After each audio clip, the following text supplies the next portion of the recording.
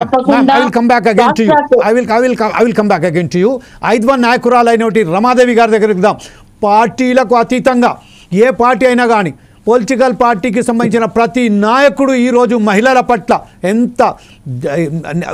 ఎట్లా వ్యవహరిస్తున్నారంటే వారు ఇప్పటికీ ఏదైతే కేవలం వాళ్ళకు ఏదైతే వాగ్దానాలు చేస్తున్నారో అందరూ 50% ఇస్తామని చెప్తున్నారు.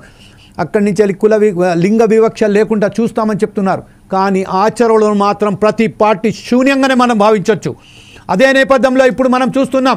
ఇప్పుడు మన మేడం చెప్పినట్టుగా, మాధవి గారు చెప్పినట్టుగా, అలాగే సునీతారెడ్డి గారు చెప్పినట్టుగా మనం చూస్తున్నాం. ప్రతిసారి ప్రతి చోట మహిళల మీద దాడులు పెరుగుతూనే ఉన్నాయి, విద్యార్థుల మీద దాడులు పెరుగుతూనే ఉన్నాయి. శాతం కూడా పడిపోయింది. దీని విషయంలో ఐద్వా నాయకురాలిగా మీరేమంటారండి రమాదేవి గారు? నమస్కారం అండి. ఫోర్ సైడ్స్ ప్రేక్షకులకి, అలాగే ఈ డిబేట్ పెట్టినటువంటి ఫోర్ సైడ్స్ కి, ప్యానలిస్టులందరికీ కూడా 10 సంవత్సరాల నేపథ్యంలో ఈరోజు ఈ చర్చ దేశమంతా నడుస్తూ ఉంది. మోడీ గారు కూడా చాలా అభివృద్ధి సాధించాను అని చెప్పేసి ఆయన పోస్ట్ చేశారు. అభివృద్ధికి కొన్ని లెక్కలు కూడా ఇచ్చారు ఆయన ఇంతకు ముందు. అంటే 2014-15 అప్పుడు సెక్స్ రేషియో 918 ఉంది, అది ఇప్పుడు 933కి పెరిగింది. సో చూసారా, దీని మూలంగా సెక్స్ రేషియో పెరిగింది అనేటటువంటిది. ఆ తర్వాత మెటర్నిటీ ఇట్లాంటివి కూడా కొన్ని ఉదాహరణలు ఇచ్చారు. మేడం గారు మాట్లాడుతూ కూడా బడ్జెట్ కేటాయింపులు వీటి గురించి ప్రస్తావించారు. వాస్తవంగా ఈ కాలంలో ఖర్గే గారు స్టేట్మెంట్ చూస్తే ఆయన ఇచ్చిన స్టేట్మెంట్ ఏంటంటే 80% బడ్జెట్ ప్రచారం కోసమే కేటాయించబడింది అనేది. అసలు బడ్జెట్ ఎంత? ఇది ఒకసారి చెక్ చేస్తే మనకి చాలా ఆశ్చర్యం వేస్తుంది. లాక్స్ లో ఉందండి బడ్జెట్, క్రోర్స్ లో కాదు. అంటే ఏం జరుగుతుంది, ఏం చేయాలి? ఒట్టి మాటలు చెప్తే అయిపోతుందా?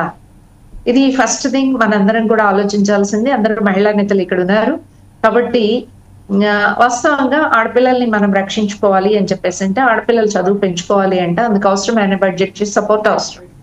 సో ఈ బడ్జెటరీ సపోర్ట్ అనేటటువంటిది ఆడపిల్లల్ని కనే తల్లిదండ్రులకు కూడా ఇవ్వాల్సిన అవసరం ఉంది. ఆడపిల్లలు కనే తల్లిదండ్రులకి ఏ రకమైనటువంటి సపోర్ట్ ఉంది ఈరోజు అంటే నథింగ్. కొత్తగా మనం ఈ స్కీమ్ కింద ఏ విధమైనటువంటి సపోర్ట్ ని మనం పొందలేకపోయాం. అక్షరాస్యత ఎంత పెరిగింది మనం గనక చూసినట్లయితే, ఇప్పటికే మహిళల అక్షరాస్యత మన రాష్ట్రంలో అయితే చాలా నామినల్ గా ఉంది, 70%.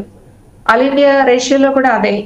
మన దేశవ్యాప్తమైనటువంటి అక్షరాస్యత కంటే కేరళ రాష్ట్రం చూస్తే 100% అక్షరాస్యత కనిపిస్తుంది. అంటే అందులో ఒక ప్రధానమైనది అక్షరాస్యత గురించి కదా. ఎందుకని జరగలేదు?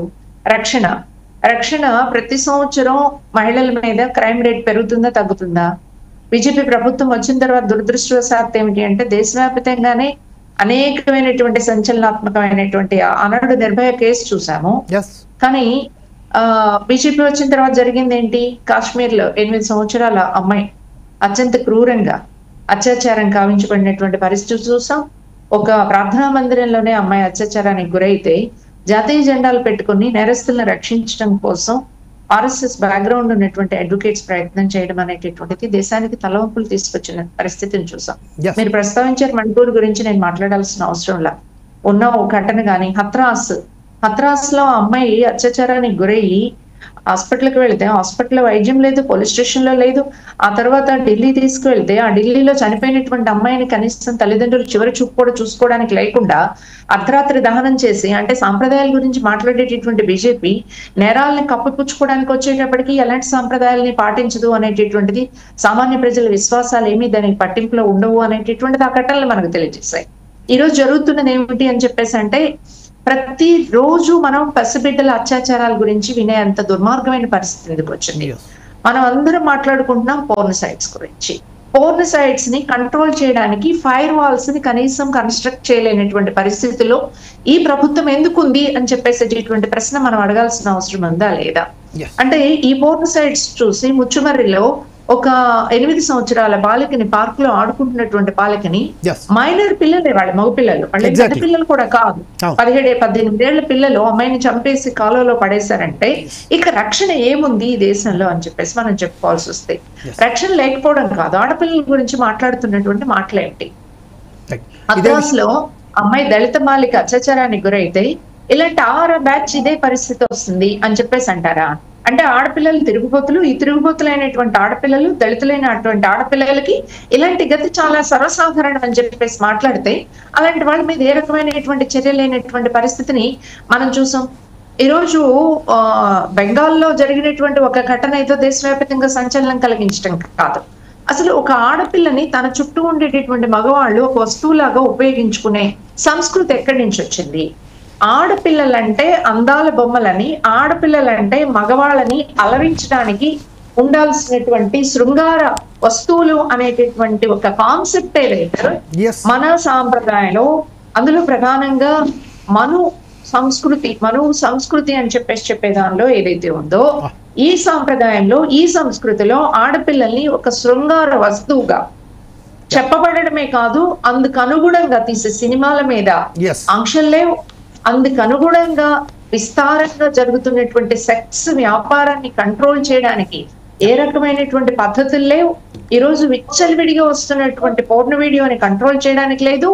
కోవిడ్ లాంటి సమయంలో ఈరోజు మద్యం మత్తుతో కన్న తండ్రి కన్న కూతురు మీద కూడా అత్యాచారం చేస్తా ఉంటే, ఆ మద్యాన్ని కోవిడ్ టైంలో మీకు గుర్తుండి ఉంటుంది చిమేర్ గారు, కోవిడ్ టైంలో కేంద్ర ప్రభుత్వం పాఠశాలల్ని తెరవడానికి అనుమతి ఇవ్వలేదు, కానీ మద్యం షాపులు తెరవడానికి అనుమతి ఇచ్చింది దేశవ్యాప్తంగా అని చెప్పేసి చూసినట్లయితే ఈరోజు ప్రభుత్వ వైఖరి ఏమిటి అనేది మనకు అర్థమవుతుంది. అందుకే right ma'am, I will come back again to you at a short period because yes ma'am, I will come back again to you right now. మా స్టూడియోలో ఎప్పుడు మాట్లాడడానికి మనతోని సోషల్ యాక్టివిస్ట్ అయినటువంటి కృష్ణ కుమారి గారు మనతోటి ఉన్నారు. కృష్ణ